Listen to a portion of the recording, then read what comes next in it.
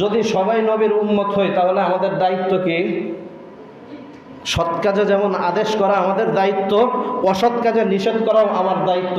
এখন আমি অসৎ কাজে নিষেধ করার কারণে আপনি যদি বলেন যে হুজুর এই বিষয় নিয়ে এত ফাল পারে কে, হুজুর এই বিষয় নিয়ে এত কথা বলে কেন, আপনার এই কথাটা কি সঠিক হবে না ভুল হবে বলেন?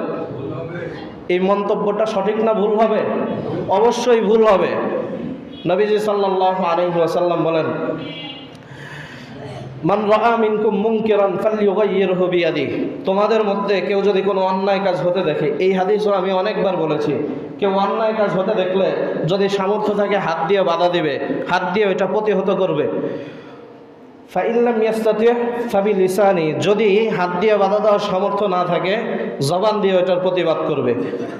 ফাইল্লাম ইয়াস্তাতি ফাবিকলবি, তারপরেও যদি জবান দিয়ে প্রতিবাদ করার ক্ষমতা না থাকে অন্তত অন্তর দ্বারা ওইটাকে ঘৃণা করবে। ওয়াযালিকা আযআফুল ঈমান, আর অন্তর দিয়ে ঘৃণা করা এটা হলো ঈমানের সর্বনিম্ন স্তর। এখন আপনারা বলেন, আপনাদের খতিব সাহেব, আমি খতিবের দায়িত্বে আছি, আমি আপনাদের জুম্মা পড়াই, আমি আপনাদের কাছে কোরআন হাদিসের আলোচনা করি, সেই হিসাবে আমি একজন অনুসরণীয় ব্যক্তি কিনা? আমাকে সমাজের মানুষ অনুসরণ করবে কিনা?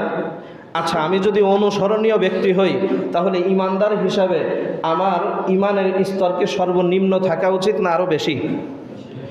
আমাকে অনুসরণ করবে মানুষ, সেখানে আমার ইমানে যদি সর্বনিম্ন স্তরের হয় তাহলে যারা অনুসরণ করবে এদের ইমানের কি হবে বলেন?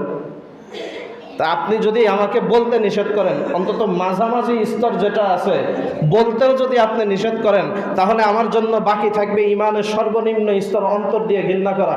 তা আমি খতিব হয়ে যদি শুধু অন্তর দিয়ে ঘৃণা করে ইমানের সর্বনিম্ন স্তরে ইমানের তলা নিতে পড়ে থাকি, আমার মুসল্লির কি হবে?